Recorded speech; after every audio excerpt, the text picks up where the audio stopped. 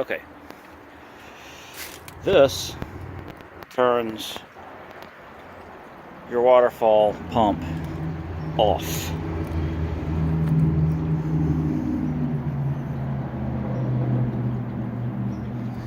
Go up, and it's back on again.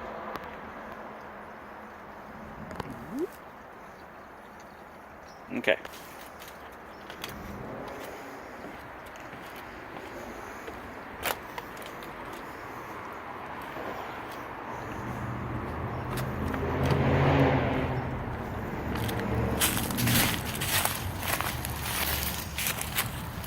This will add water to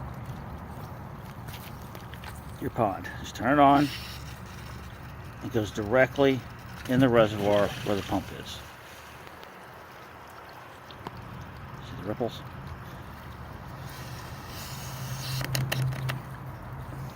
Off. That, which you really don't need to know, right there, is basically just the power outlet that switch controls. So, now you know.